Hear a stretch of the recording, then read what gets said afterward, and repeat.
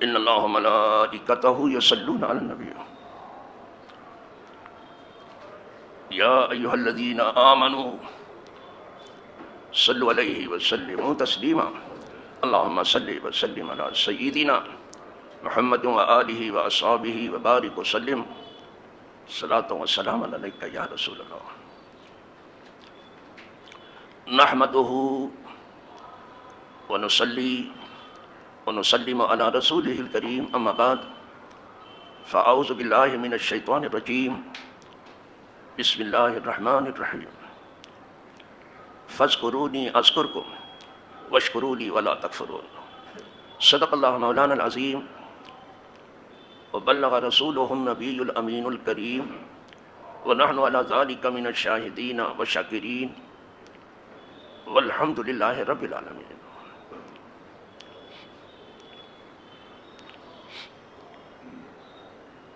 برادران ملت اسلامیہ و عزیزان گرامی قدر، آج جمعۃ المبارک ہے اور بارش جو اللہ کی رحمت ہے وہ برابر ہو رہی ہے، کہیں زیادہ شدت پر ہے اور کہیں کچھ کم، لیکن بارش ہو رہی ہے۔ تو آج اس بات کا زیادہ خیال رکھنا ہے کہ آپ اس طرح سے بیٹھتے جائیں کہ آپ کے بعد جو آپ کے بھائی آنے والے ہیں نماز کے لیے انہیں تکلیف نہ ہو۔ بڑی خوشخبری ہے ان لوگوں کے لیے جو لوگوں کے لیے کشادگی پیدا کرتے ہیں، اسی لیے حکم ہے تفصحوا فی المجالس، اپنی محفلوں میں کشادگی پیدا کرو۔ فافصحوا یفصح اللہ لکم، تم لوگوں کے لیے کشادگی پیدا کرو، اللہ تمہارے لیے کشادگی پیدا کرو۔ اور اگر تم دوسروں کی راہ تنگ کرو گے تو تم خود اس تنگی سے قدرت کے ہاتھوں نہیں بچ سکو گے، اس کا خیال رکھنا۔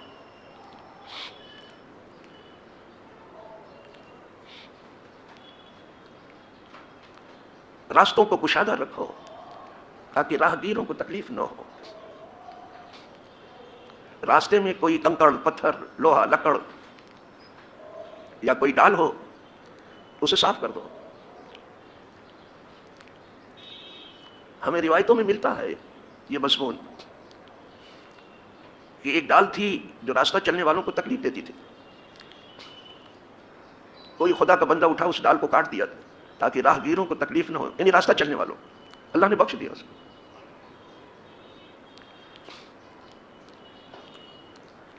ہمارے اپنے محلوں میں اس بات کی سمجھ بوجھ روز کم ہوتی چلی جا رہی ہے۔ اپنی گلیوں کو اتنا تنگ کر دیا ہے کہ وہ مختصر سی سرنگ ہو کے رہ گئی ہے۔ ایسا نہیں ہونا چاہیے، ایسا نہ کرو۔ راستوں کو کشادہ رکھو راہ گیروں کے لیے۔ اور وہ تو سنا ہی ہے آپ نے کہ ایمان کی 70 کے اوپر کچھ شاخیں ہیں، ہم نے اس کو بیان کیا ہے۔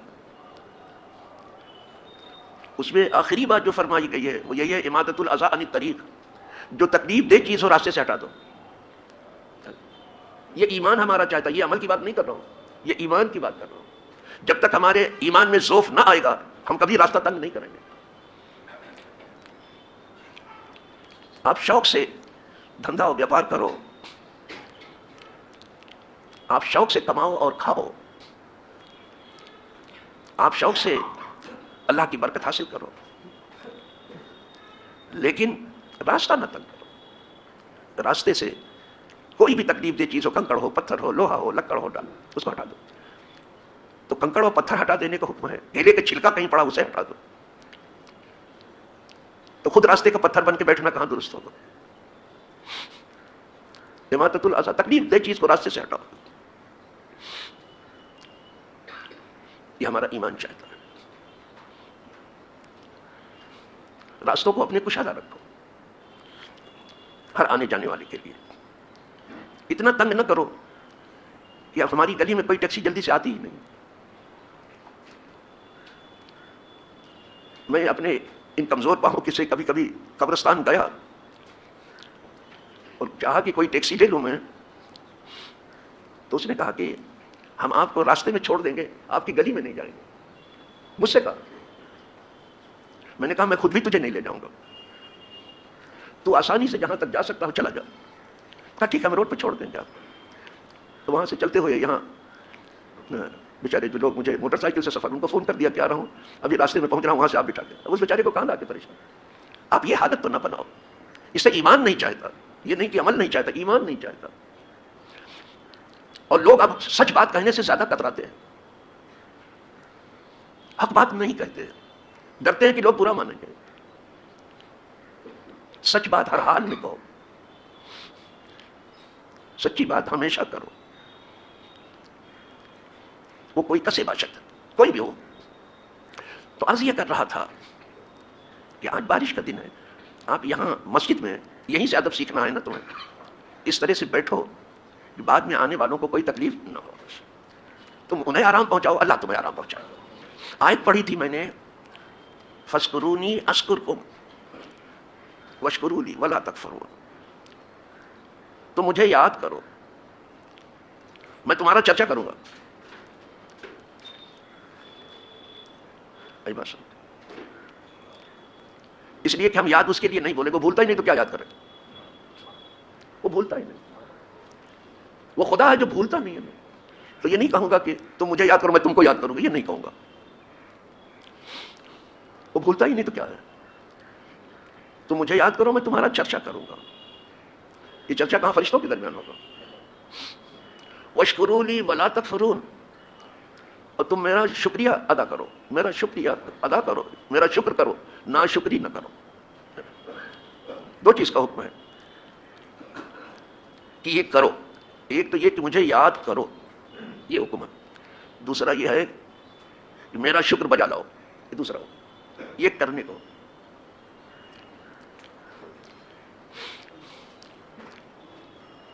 جب کہا مجھے یاد کرو تو یہاں اشارہ کر دیا مجھے بھولنا نہیں. کچھ بولتے وقت مجھے یاد رکھنا کہ میں بھی سن رہا ہوں. کچھ بھی بولو تم، مجھے بھولنا نہیں کسی وقت. جب کوئی بات کرنے لگو تو بھولنا نہیں مجھ کو. وہی بات کرو جو کرنے کی ہے، یعنی اچھی گفتگو کرو. بس اچھی گفتگو. اللہ والوں کو اللہ ایسی ہدایت دیتا ہے کہ جب وہ گفتگو کرتے ہیں تو لگتا ہے کہ موتی جھڑ رہا ہے. اس لیے کہ کلام پاک میں ہے وہ ہدوء الی الطیب من القول. اللہ نے ان کی رہنمائی کر دی ہے اچھی بات کرنے کے. وہ بری بات زبان پر نہیں لاتے. وہ ہدوء الی الصراط الحمید، سراہے ہوئے راستے کی طرف ان کی رہنمائی. اچھی بات کرتے ہیں وہ. جب بھی کریں گے اچھی بات کریں گے. تو بولتے وہ خدا کو یاد رکھو کہ سب تو سن رہے ہیں، خدا بھی تو سن رہا ہے. بلکہ وہ پہلے سن لیتا ہے، آدمی بعد میں سنتا ہے. یہ سمجھ لینا، اس کو بھول کے کوئی بات مت کرنا. سورہ مجادلہ پڑھتے تو ہیں آپ، جس میں ایک خاتون بارگاہ رسالت میں کچھ فریاد و فغاں کر رہی تھی اور اللہ سے کچھ اس انداز میں مانگ رہی تھی مدد کہ جیسے کوئی جھگڑا کر رہا ہو. نام ہی اس کا مجادلہ ہے، جھگڑا. سمجھے آپ؟ سورہ مجادلہ. بہت تنگ تھی بیچاری، بہت پریشان حال تھی.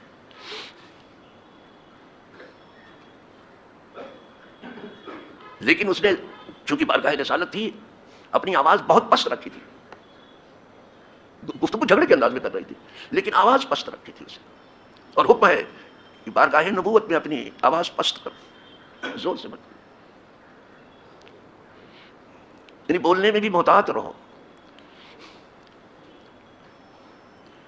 ام المومنین پردے ہی سے لگی بیٹھی تھی، گھر ہی میں تھی.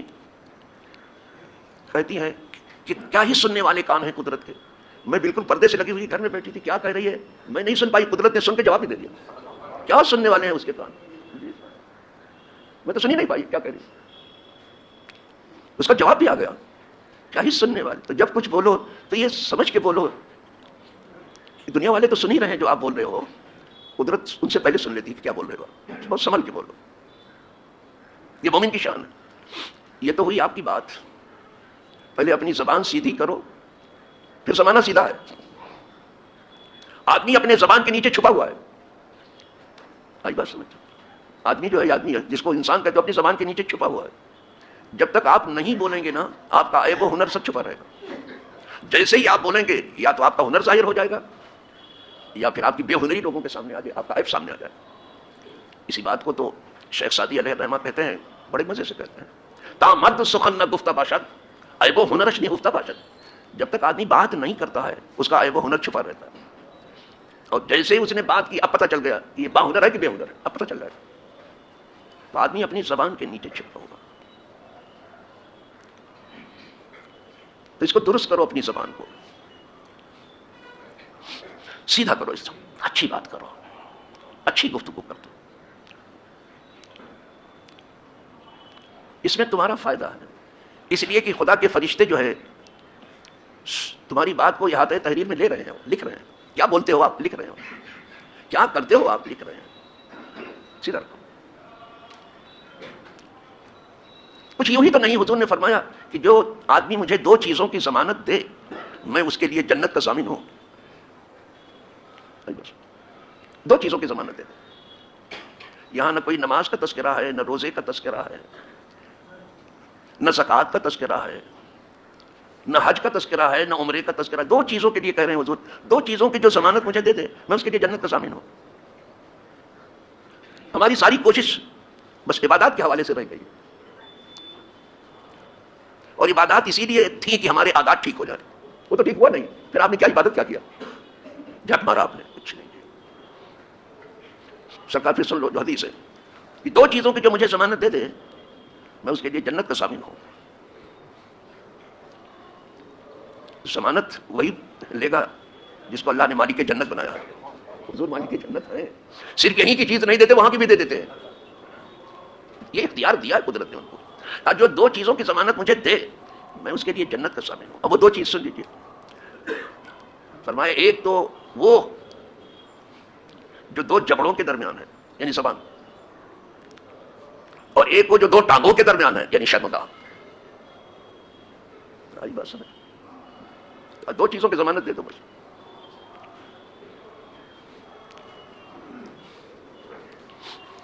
میں تمہارے لیے جنت کا ضامن ہوں۔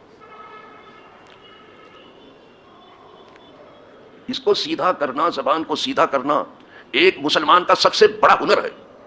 اتنی زبان خراب کر کے رکھی ہے، چھوٹتے ہی گالی بکتے ہیں، اور کوئی کچھ بولتا نہیں ہے، سب ادھر ادھر کر کے چلے جاتے ہیں، اور نہ کچھ کہتا ہے، اس پر چھوٹتے ہی گالی دیتا ہے۔ یہ زبان سیدھی ہے۔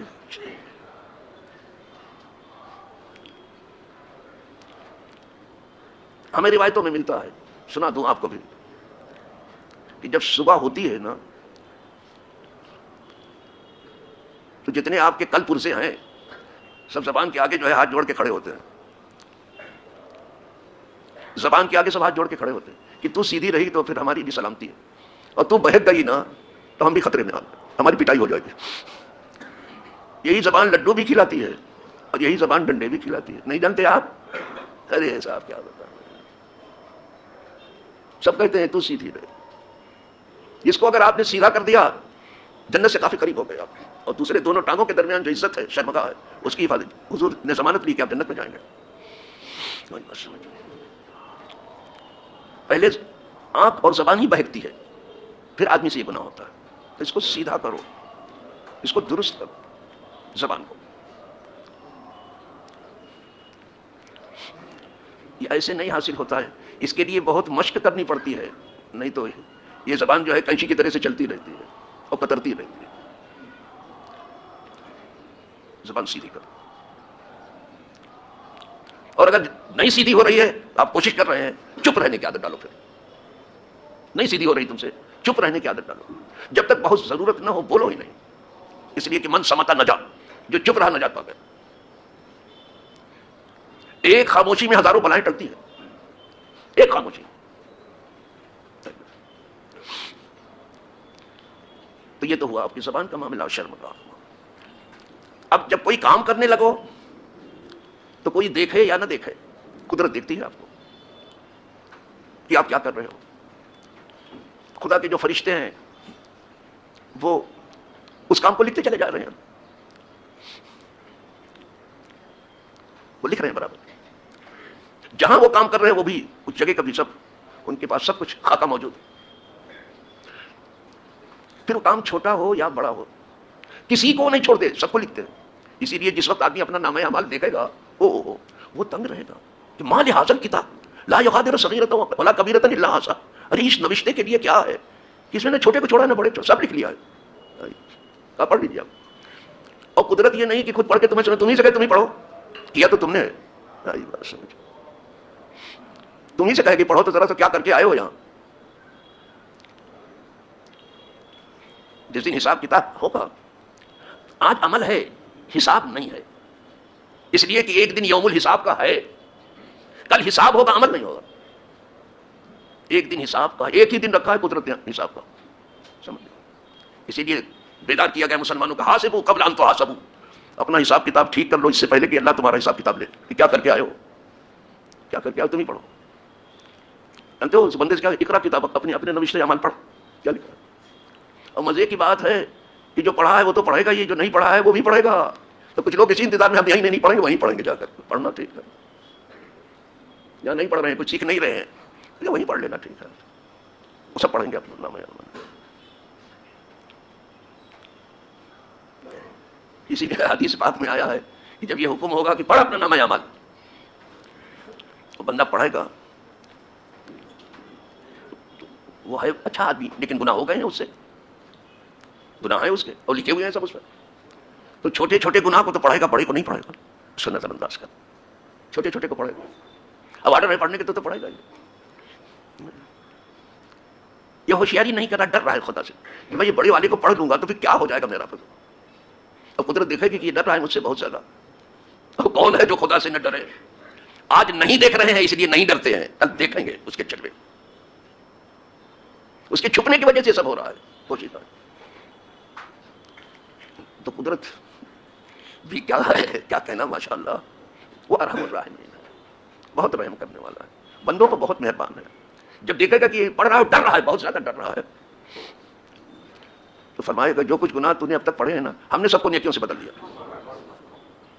یہ ڈرنے والوں کا درجہ ہے، لیکن ڈرنا چاہیے، یہ نہیں کہ وہاں ڈرا، یہیں ڈرتا تھا وہ بہت، لیکن ہو گیا اس سے، معصوم نہیں تھا وہ، یہیں ڈرتا تھا بہت، دنیا میں ہی ڈرتے ڈرتے گناہ ہو گیا ہے۔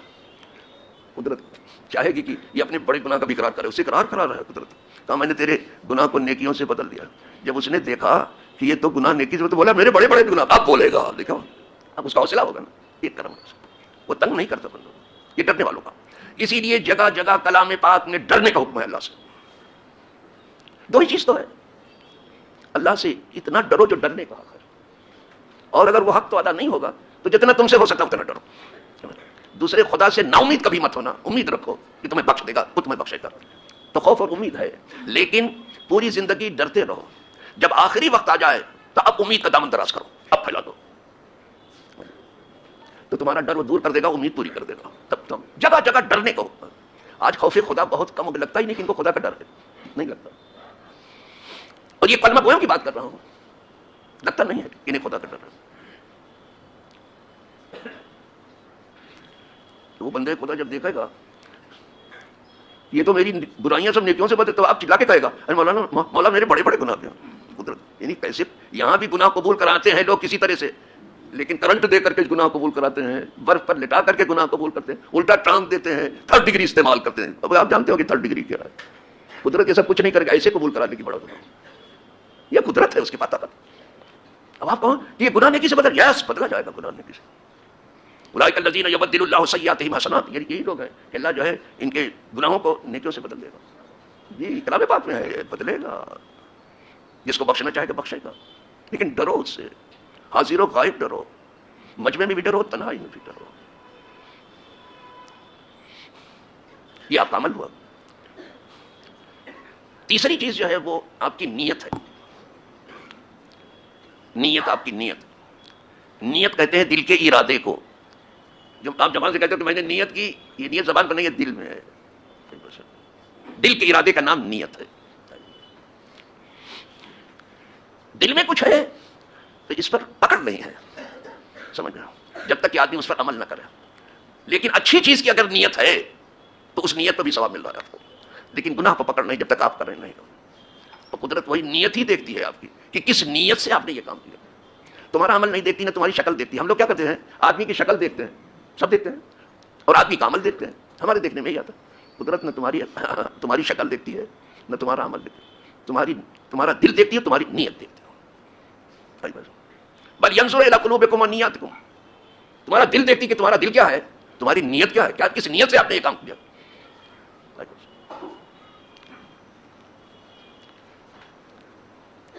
ان اللہ لا ينظر الى صوركم واعمالكم بل ينظر الى قلوبكم ونياتكم, تمہارے دل میں کیا ہے وہ دیکھتی ہے. اور جب دیکھتی ہے دل بالکل ٹھیک ہے تب پھر وہ جلوے اس کے دل میں آنے لگتے ہیں. جب دیکھتی کہ دل ٹھیک ہے اب جلوے دل میں آنے لگے. تلاش تو سب کو ہے کہ اس کے جلوے دل میں آئے. تو دل میں تو آتا ہے, سمجھ میں نہیں آتا. میں جان گیا میں تیری پہچان, تو دل میں اس کے جلوے آنے لگتے ہیں. کب آتے ہیں؟ غوث پاک پہ ایک شعر سے بہت راستہ ملتا ہے, منسوب غوث پاک کی طرف کیا جاتا ہے. شعر تو بہت اچھا ہے, سب اللہ کو معلوم ہے. غوث پاک کہتے ہیں کہ بے ہی جابانہ درا از در کا شانہ ماں کہ کسے نیس بجز درد تو درخانہ ماں. دیکھ رہے اے محبوب بے روک ٹوک ہمارے دل میں آپ آ جائیں, اس لیے کہ اس دل میں تمہارے سوا کوئی ہے ہی نہیں. دیکھا زبان سے تو آپ بھی کہتے ہو معافی قلبی غیر اللہ, آپ جھوٹ بولتے ہو, آپ جھوٹ بول رہے ہو. ساری دنیا لیے آپ پھر رہے ہو, کہتے معافی قلبی غیر اللہ. مطلب سمجھتے ہو اس کا کہ میرے دل میں اللہ کے سوا کچھ نہیں ہے سر, پوری دنیا کا طوفان لیے پھر رہے ہو آپ, زبردستی کہتے ہو. کچھ چیزیں ایسی ہیں, یہ اللہ والوں کا شعر ہے, معافی قلبی غیر اللہ لا الہ الا. آپ کے دل میں آپ کو اللہ کے سوا یہ غوث کہہ سکتے ہیں, خواجہ کہہ سکتے ہیں, اللہ والے کہہ سکتے ہیں ان کے دل میں. کہا کہ تمہارے سوا دل میں کوئی ہے ہی نہیں, اب آ جاؤ. بے حجابانہ درا از در کا شانہ ماں کہ کسے نیس, کوئی بھی نہیں ہے کہ کسے نیس بجز درد تو درخانے. اب ہمارے دل میں تمہارے درد کے سوا کوئی چیز نہیں, تم آ جاؤ. اب آتا, اب جلوے آتے ہیں. تو جب جلوے آتے ہیں تو اسی میں کھویا رہتا ہے اللہ والا. انبیاء کو کوہ طور پر حضرت علیم کو جلوے دکھائی دیے نا, تو یہ نہ سمجھنا کہ وہی جلوہ تھا, ویسے بھی دل میں ان کے جلوہ آتا ہی رہتا تھا. لیکن وہاں گفتگو ہوتی تھی کہ کوئی ہوتا نہیں تھا, وہ ہوتے تھے خدا ہوتا. یہاں جہاں بھی بیٹھے رہو گے کوئی نہ کوئی رہے گا, اور وہ چاہتا ہے کہ میں اکیلا ہوں تم بھی اکیلے ہو جاؤ. خدا اکیلا ہے کہ نہیں, وہی ہے جو اکیلا ہے, وہ کہتا تم بھی اکیلے ہو جاؤ. اسی لیے ایک شاعر نے ایسی بات کہہ دی, وہ کہتا تم میرے پاس ہوتے ہو گویا جب کوئی دوسرا نہیں ہوتا. خدا اس وقت بندے کے پاس ہوتا ہے جب دوسرا نہیں تھا. وہ اکیلا, تو اکیلے جب آپ ہوتے تب ملتا ہے, تنہائی میں آئی بس, اکیلے ہونا پڑے. اچھا اسی لیے لوگ جو ہے چلا وغیرہ کرتے ہیں, ورنہ کوئی ضرورت غار کی نہ ہوتی, بس اکیلے ہونے کے لیے. اب اس کے جلوے آتا. تو چلو میں تو چلا تھا کہ تھوڑا سا بیان کروں فذکرونی اذکرکم کو, لیکن بات چیزیں جو بہت ضروری تھیں میں نے چاہا کہ وہ آپ کے گوشے گزار کروں. پھر سے سن لیجیے, فذکرونی, تم مجھے یاد کرو, مجھے بھولو نہیں, میں تمہارا چرچا کروں. واشکرونی ولا تکفرون, اور میرا شکریہ کرو, میرا شکر بجا لاؤ, نہ شکری نہ کرو. آج اسی پہ چھوڑیے, پھر انشاءاللہ یہ گفتگو بڑھائے گی, اللہ نے چاہا تو ہم آگے اس کو بڑھائیں گے.